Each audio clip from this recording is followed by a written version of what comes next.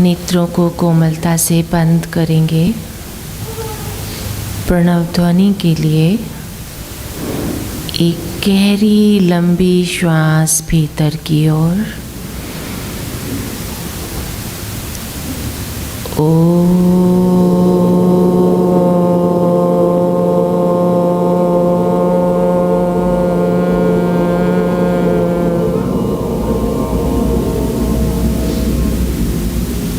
परमपिता परमेश्वर को प्रणाम, माता पिता को प्रणाम, गुरुओं को प्रणाम, आप सभी के गुरुओं को प्रणाम, आप सभी के माता पिता को प्रणाम और आप सभी को मेरा प्रणाम।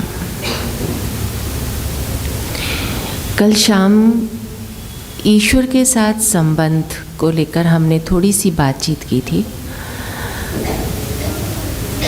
एक तो ये कि जो लोक में हमारे संबंध हैं, अगर हम उनको समझ लें तो ईश्वर के साथ संबंध समझ लें, कोई मुश्किल नहीं है। लोक में संबंधों को समझकर हम ईश्वर के साथ संबंध को समझ सकते हैं। अगर बच्चे को बाहर ले जाएंगे तो बच्चे के लिए बहुत अच्छा होगा। हाँ, क्योंकि बच्चे को यहाँ खेलने को नहीं मिल रहा है, उसे बार बार रोका जा रहा है, तो उसके ऊपर विपरीत संस्कार पड़ेंगे।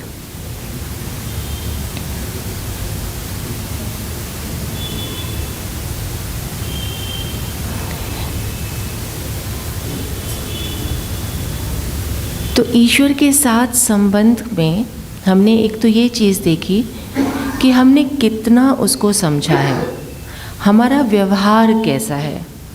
यदि हम अभी ठीक से व्यवहार नहीं कर पा रहे तो इसका मतलब ये है कि उसके साथ अभी संबंध को हम ठीक से बना नहीं पाए, ये नहीं समझ पाए कि आखिर मेरा उसके साथ संबंध क्या है। तो क्योंकि ये नहीं समझ पाए कि संबंध क्या है तो ये भी नहीं पता मुझे व्यवहार कैसे करना है उसके साथ।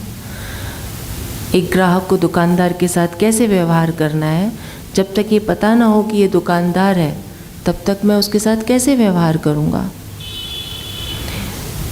तो सबसे पहले तो ये बात हमने समझी कि हमारे जो संबंध हैं आपस में, उसको समझना ज़रूरी है। और उसको समझने के लिए मूल बात यह है कि हमें ईश्वर को समझना ज़रूरी है, ईश्वर को जानना ज़रूरी है। ईश्वर के ही गुण जिन जिन चीज़ों में आए हैं उनके वो नाम दिए गए हैं। जैसे कि सुबह आचार्य जी ने बताया, ईश्वर ही माता है और उसका गुण हम अपनी माँ में देख सकते हैं। तो हम देख सकते हैं कि ये जो इस जगत की माँ है वो कितना करती है, और माँ स्वयं ये बात को समझ सकती है कि मेरे अंदर कैसी भावनाएं उठती हैं बच्चे के लिए। तो माँ ये समझ सकती है कि मेरे अंदर बच्चे के लिए ऐसी भावनाएं उठती हैं, तो ईश्वर के अंदर क्या होता होगा, ईश्वर कितना प्रेम करता होगा, ईश्वर कितना प्रेम करता होगा, ईश्वर कितनी सुरक्षा करता होगा। एक पिता ये समझ सकता है कि बच्चे के साथ मैं कैसे सुरक्षा करता हूँ। तो जब वो अपनी स्थिति को जानता है तो वो ये समझ सकता है कि ईश्वर कितना सुरक्षा करने वाला है, हर तरफ से सुरक्षा करने वाला है। तो जब हम ये कहते हैं कि ईश्वर सुरक्षा करने वाला है तो एक भ्रांति मन में ये आ जाती है कि फिर तो हमारे साथ कुछ भी बुरा होना नहीं चाहिए।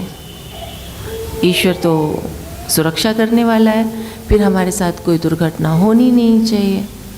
तो सुरक्षा का अर्थ बड़ा इसमें दूर तक समझना पड़ेगा, गहराई में लेकर जाना पड़ेगा कि वो हमारे कर्मों की सुरक्षा करता है।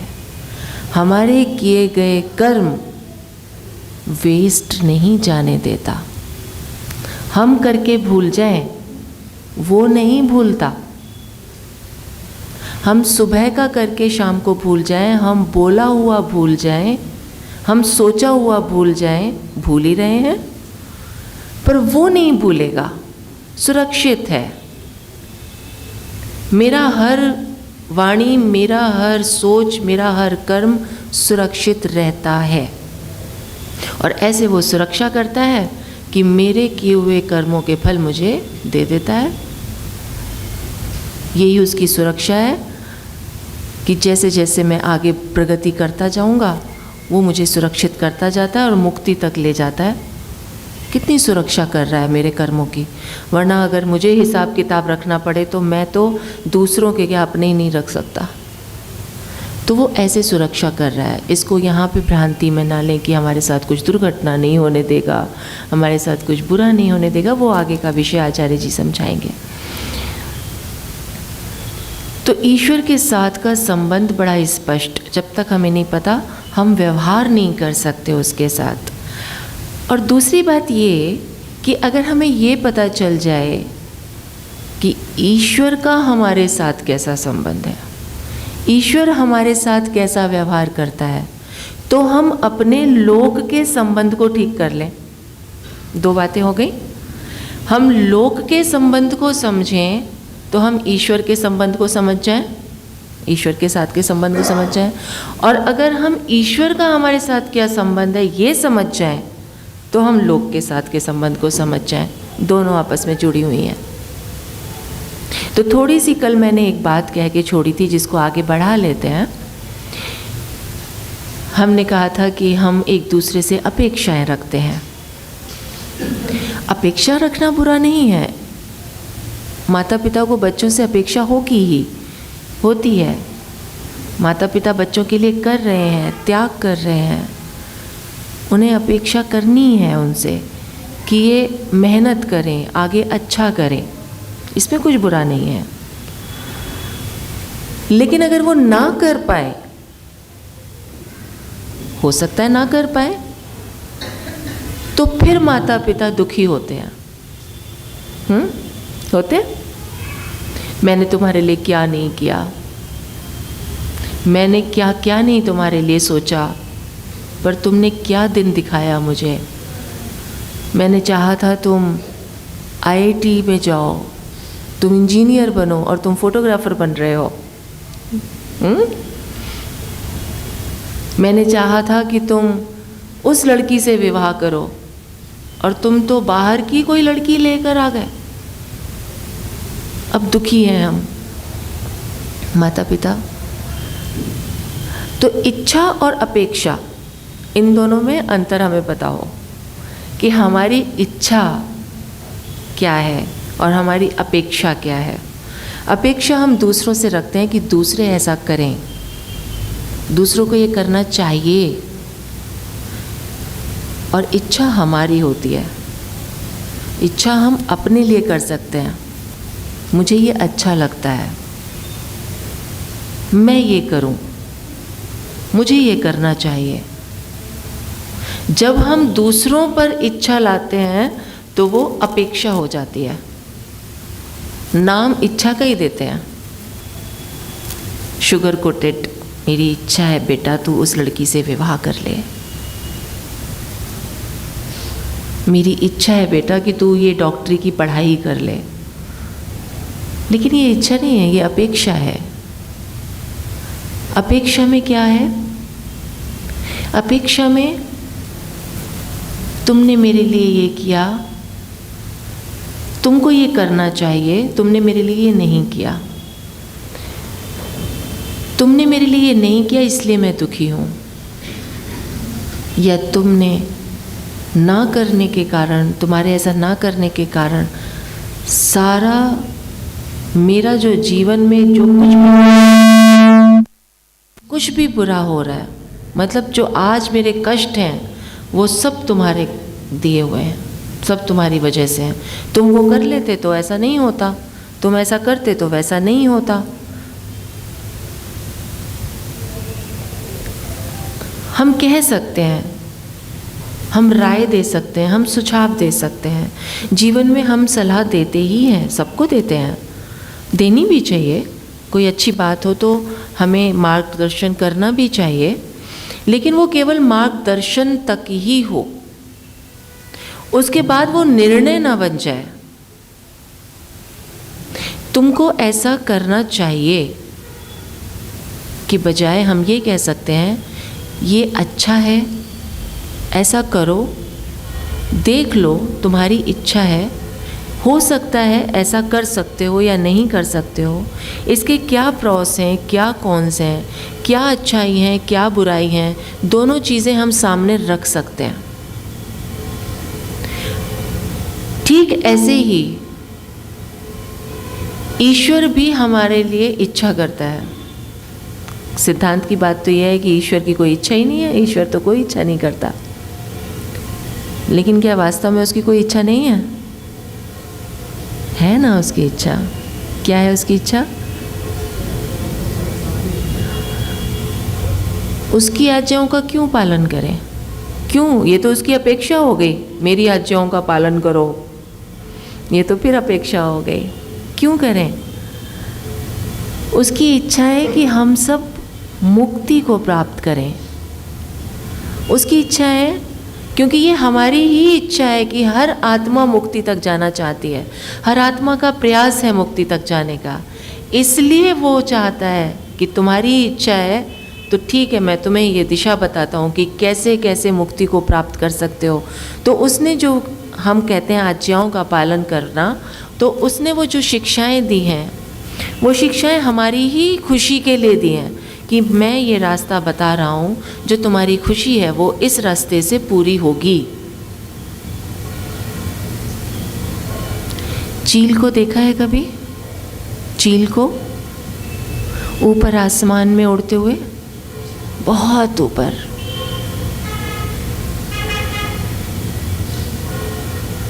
क्या करती है वो? पंख फैला देती है, छोड़ देती है पंखों को, पंख फड़फड़ाती नहीं है और हवा के साथ बहती जाती है, बहती जाती है। तो ईश्वर के साथ का संबंध ऐसा ही है, संघर्ष का या समर्पण का। उसके साथ चलना या उसके विपरीत चलना। संघर्ष मेरी मर्जी, मेरी इच्छा, मन मर्जी।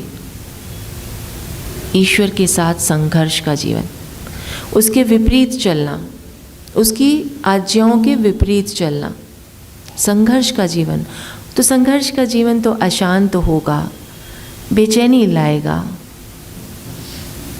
और समर्पण का जीवन, जैसा निर्णय मुझे स्वीकार्य है, एक्सेप्टेंस, स्वीकार्य है। ऐसा सोचकर नहीं कि ये बुरा है, मुझे स्वीकार्य है। उसमें अच्छा कुछ छिपा है तो स्वीकार्य है, और मुझे आगे अच्छा करना है। तो कल मैंने एक उदाहरण दिया था कि हम ज़बरदस्ती बिना इच्छा के चले जाते हैं जब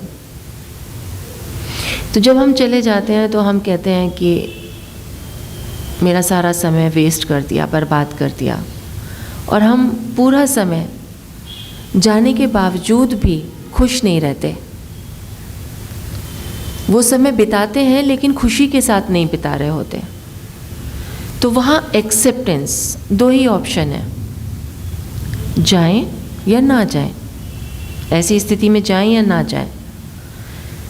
जब किसी ऐसी जगह जाना है जहाँ हमारी इच्छा नहीं है और हम चले गए, तब क्या हो? या तो हम जाएं, जाने का निर्णय किया है तो फिर एक्सेप्टेंस, स्वीकार्य है और अपनी ही खुशी है, मेरी ही खुशी है। ऐसे ही माता पिता के साथ जब बच्चों के लिए करते हैं और कहते हैं मैंने ये तुम्हारे लिए क्या किया, इतना किया, इतना किया, और फिर दुखी होते हैं, तो वहाँ एक्सेप्टेंस, माता पिता बच्चों के लिए नहीं कर रहे। बच्चों के लिए कर रहे हैं क्या? बच्चों के लिए कर रहे हैं? अपनी खुशी के लिए कर रहे हैं। बच्चे को दुख होता है तो माँ को दुख होता है। वो खुद दुखी नहीं होना चाहती, इसलिए वो बच्चे के लिए करती है। अगर माता पिता बच्चों के लिए ही करते हैं तो जब कल बच्चे उनकी बात नहीं मानते, कहना नहीं मानते या विपरीत दिशा में चलते हैं, तब वही माँ बाप उनके लिए करना बंद क्यों कर देते हैं? उन्हें घर से भी निकाल देते हैं। विपरीत स्थिति में बच्चे चल रहे हों तो उन्हें घर से भी निकाल देते हैं। जब बच्चे उन्हें दुख देना शुरू कर देते हैं तो माता पिता उनसे संबंध भी ख़त्म कर लेते हैं, अखबार में भी निकाल देते हैं, इसके साथ मेरा कोई संबंध नहीं है। तो माता पिता किसके लिए कर रहे हैं? खुद के लिए कर रहे हैं। खुद को अच्छा लगता है, खुद को खुशी मिलती है, खुद को गर्व महसूस होता है कि मैंने ये किया, मैंने बच्चों को ये बना दिया, मैंने बच्चों में ये संस्कार डाल दिए, मैंने किया, मैं कर रहा हूँ, मैं तुम्हारे लिए कर रहा हूँ। लग रहा है अच्छा कि मैं कर रहा हूँ? तो अपने लिए कर रहे हैं, मैं के लिए कर रहे हैं। और बच्चों को परेशान होता देखते हैं तो खुद का मोह है, इसलिए कर रहे हैं, अपनी अपनी क्षमता से बढ़कर कर रहे हैं। तो ये बात कि मैंने तुम्हारे लिए ये किया, ये बात तो पीड़ा देने के लिए ही है।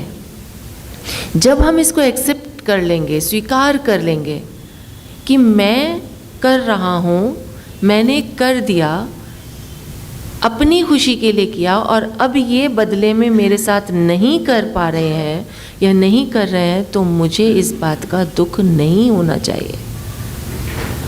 मुझे इस बात की पीड़ा नहीं होनी चाहिए कि मैंने बच्चों को पहले विदेश भेजने के लिए खूब पढ़ा दिया, अब बच्चे विदेश में सेटल हो गए, अब मैं यहाँ रहकर दुखी होता हूँ कि हाय बच्चे बाहर सेटल हो गए, अब मेरे पास कोई नहीं है, अब मैं दिन रात कर्ज करता हूँ।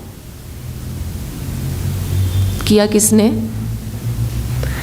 दिन रात अपना पेट काट के बच्चों को पढ़ाया लिखाया, ये बड़ा बने, फिर बाहर भी खुद ही भेज रहे हैं, फिर अच्छी उसके जीवन में सब कुछ हो जाए, अच्छा उसका जीवन हो जाए।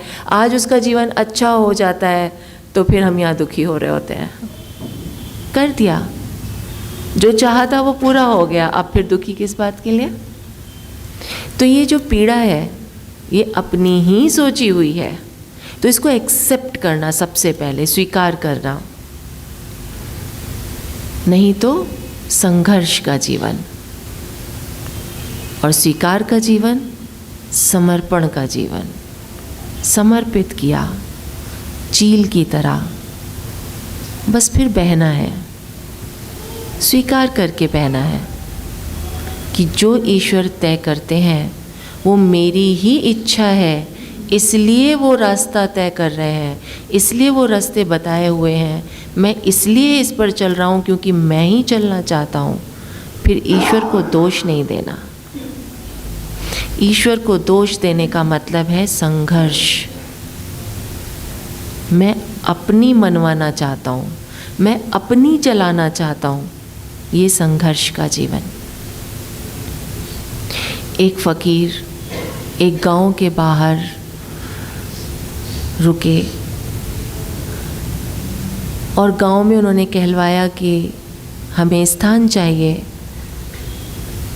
गांव में जो विद्वान लोग थे उन्होंने एक दूध का कटोरा भर के भेज दिया। फ़कीर के पास वो दूध का लबालब भरा हुआ कटोरा आया। अब उस कटोरे में एक भी बूंद कुछ डालने की स्थान ही नहीं था। वहीं एक झाड़ से एक फूल तोड़ा उन्होंने और उस दूध पर रख दिया। शिष्य ये देख रहा था। शिष्य ने कहा, ये दूध उन्होंने क्यों भेजा, और दूध भेजा तो आपने ये फूल क्यों रख दिया? उन्होंने कहा, जाओ ये वापस उनको दे आओ। उनका इसका क्या मतलब? फ़कीर ने कहा, उन्होंने ये कहा था कि हमारे यहाँ ज्ञानियों का अब स्थान नहीं है, बहुत ज्ञानी है, और मैं ये फूल रखकर भेज रहा हूँ कि जो ज्ञानी होते हैं वो हल्के होते हैं, वो ऊपर ही तिर जाते हैं, उनको अलग से स्थान की आवश्यकता नहीं होती। तो जो हल्का है उसका जीवन ही ऐसा हो जाता है। जो जितना भारी होगा, जितना अज्ञान है वो उतना भारी होगा, और जितना भारी होगा उतना नीचे गिरेगा। अहंकार का पत्थर गले में लटका होगा तो भार बढ़ेगा, भार बढ़ेगा तो नीचे गिरेगा। और एक ज्ञानी का जीवन, एक हल्का व्यक्ति जो है उसका जीवन ऐसा ही है। उसके पीछे प्रेम चलेगी, करुणा चलेगी।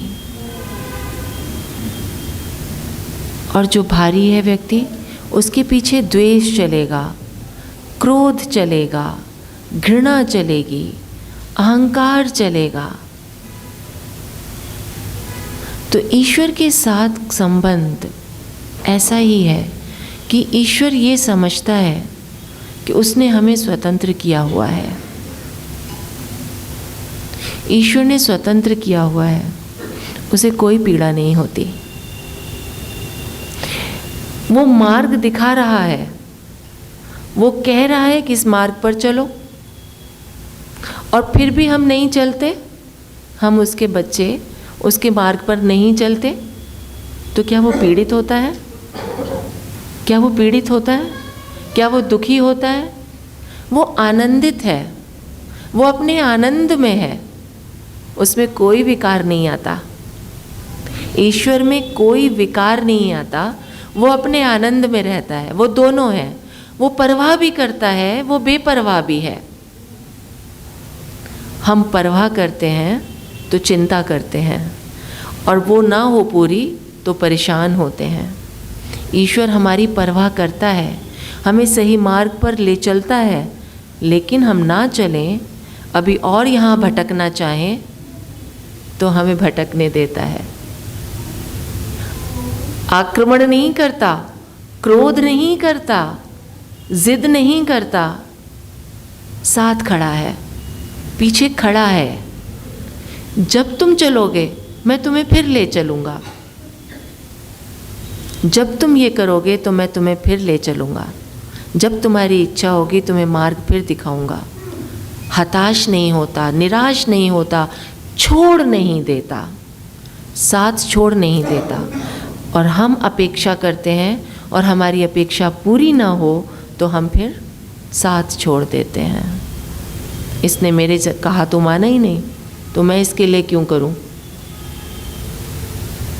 तुमने मेरी तो उस दिन बात सुनी ही नहीं थी, तो आज मैं तुम्हारे लिए क्यों करूं? शर्तों के साथ हम जीवन चलाते हैं। माता पिता भी बच्चों के साथ शर्त के साथ ही प्रेम देते हैं, प्रेम भी शर्त के साथ देते हैं, जो बहुत घातक है। एक व्यक्तित्व के निर्माण के लिए प्रेम को शर्त के साथ देना बहुत घातक है। इस पर कभी और अवसर मिलेगा तो चर्चा करेंगे। ईश्वर ऐसा ही है, बहुत सुंदर कोई चित्र बनाए, चित्रकार है, कमरे में अंधकार है और बहुत सुंदर चित्र बनाए सूरज का, उगते हुए सूरज का। क्या कमरे में रोशनी हो जाएगी? चित्रकार बहुत फेमस है, पिकासो को बुला लेते हैं। कमरे में रोशनी हो जाएगी? कोई बहुत सुंदर भजन गाते हैं, सुबह उगते हुए सूरज का भजन गाएं, बहुत मीठा, बहुत प्यारा भजन। कमरे में रोशनी हो जाएगी? कमरे में रोशनी नहीं होगी। प्यास नहीं लगी है तो शब्द काम आ जाएंगे, और प्यास लगी है तो क्या कोई कह दे पानी, प्यास बुझ जाएगी? तमाम शब्द गले में लटका ले, H2O, वाटर, जो आपके यहाँ कहा जाता है कन्नड़ में, वो भी पानी, वारी तो संस्कृत में हो गया, नीर, वारी, जितने शब्द गले में लटका लो। प्यास लगी है, क्या प्यास बुझ जाएगी? भूख लगी है, रोटी रोटी रोटी कहते रहो, नहीं बुझेगी। तो ऐसे ही ईश्वर का शब्द नाम लेते लेते लेते ईश्वर प्राप्त नहीं होगा, संबंध बनाना ही पड़ेगा, उसके संबंध को समझना ही पड़ेगा।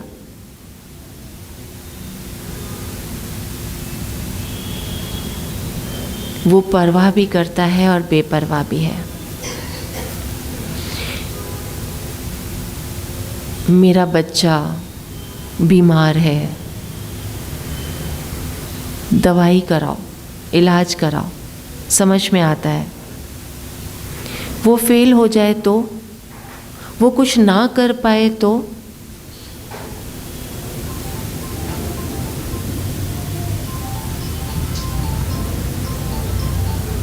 उसे नौकरी ना मिले तो,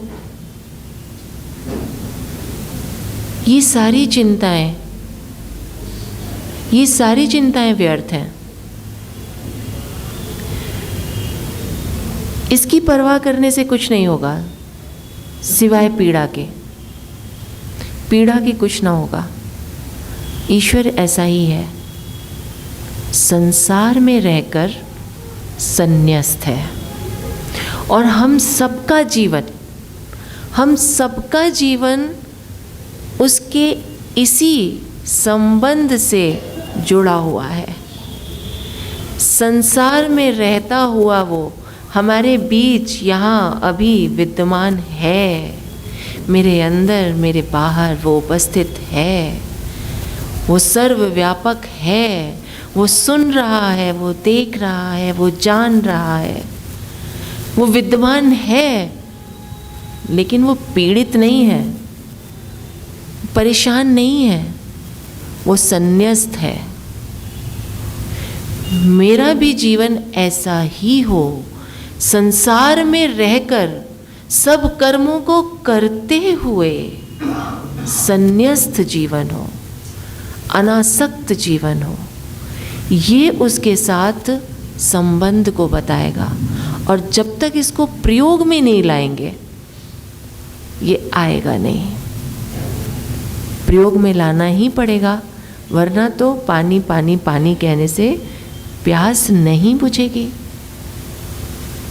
रोटी रोटी कहने से भूख नहीं मिटेगी, तो बातें बातें करने से कुछ नहीं मिलेगा। प्रयोग करना पड़ेगा उस संन्यस्त जीवन का, कि परवाह भी है और बेपरवाह भी। वो क्यों आनंद में है? यही तो उसका आनंद है, और इसी आनंद को तो हम पाना चाहते हैं। कहते हैं ना हम ईश्वर से, हे ईश्वर मुझे अपना आनंद दे तो रखा है आनंद दिया हुआ तो है कि परवाह भी कर और बेपरवाह भी रह, देख क्या आनंद है। एक कहानी सुनी होगी आपने, एक बादशाह अपने सेवक के साथ रेगिस्तान में जाता है। सुनिए, चलो सुना देती हूँ संक्षिप्त में। एक बादशाह अपने सेवक के साथ रेगिस्तान में जाते हैं, लेकिन इतनी दूर निकल जाते हैं कि भूख लगाती है और होता कुछ नहीं है पास में। कहानी ही है, राजा है तो सामान तो बहुत होगा, पर उनके पास कुछ होता नहीं है। एक पेड़ पर फल दिखता है तो वो उसको तोड़वा लेते हैं। अब सेवक वो फल राजा को दे देता है। सेवक क्या था?